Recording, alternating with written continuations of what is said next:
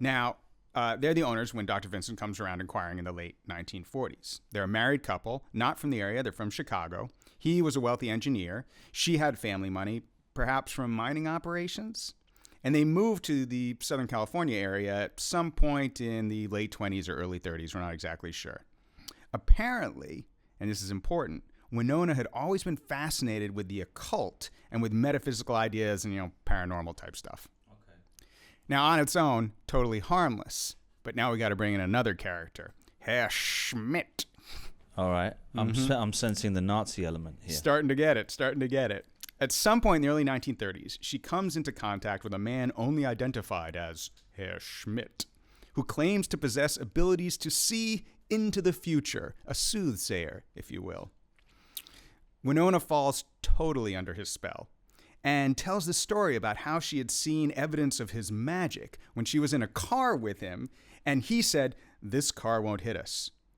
And it didn't. I know, it doesn't make a lot of sense, but apparently the car coming towards them won't hit us, or the car that they're in. It's magic. It's magic, Tom. It doesn't have to make sense. It's also how you say it.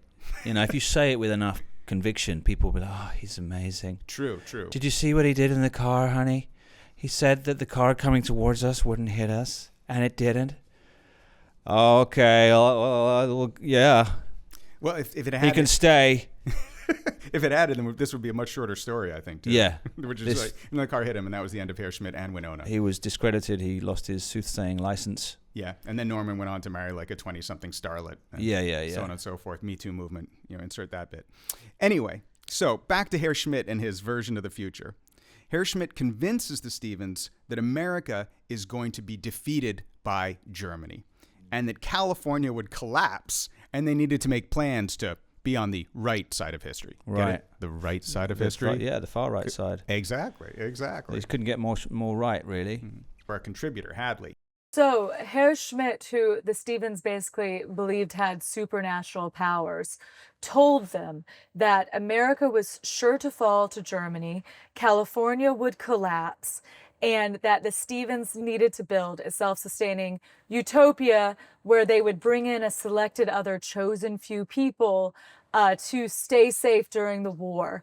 And that then once the war was over, California was destroyed, the Stevens and their selected few would come back out and repopulate the world. And one assumes also take it over.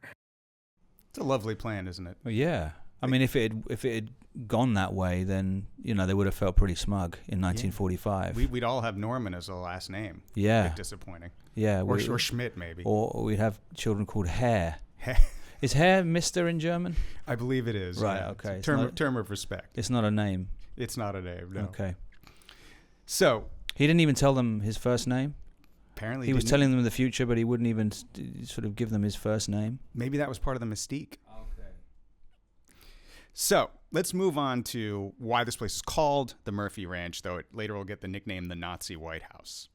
So, in 1933, which is the same year that Adolf Hitler comes to power in Germany, the Normans buy the ranch under a pseudonym, Jessie Murphy, widow.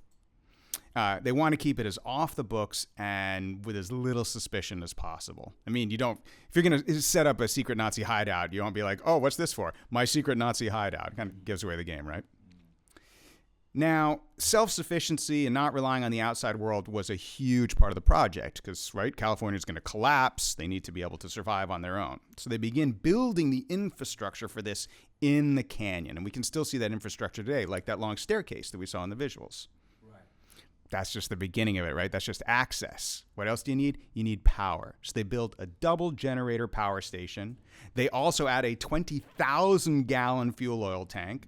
Terraces leveled and planted with trees, all supplied with copper pipes and a watering outlet for each tree, and endless concrete steps for access. Yeah, there's a lot of steps and no ramp for disabled people because Nazis hate the disabled. Like them. Exactly.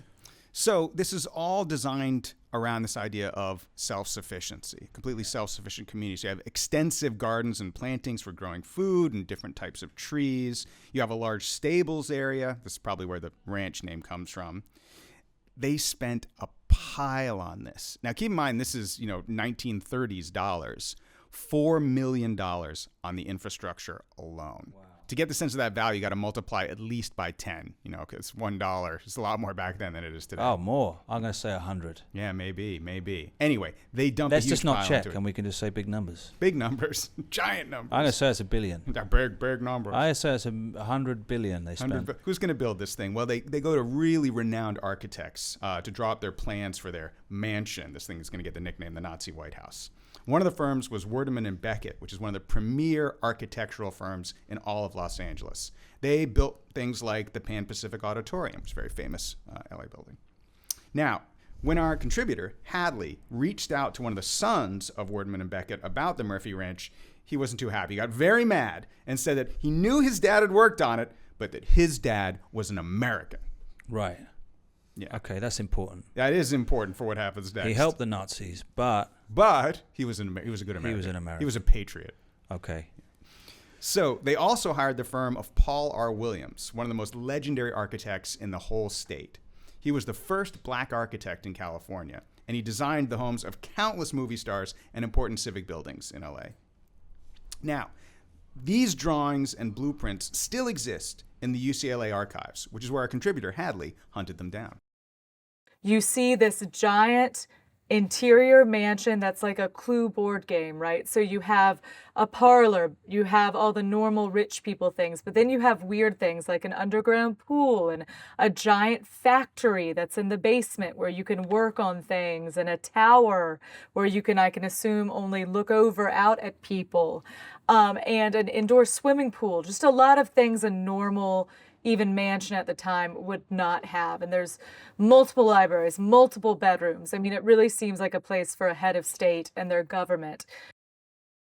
Okay, lots of pools, because Nazis like swimming too.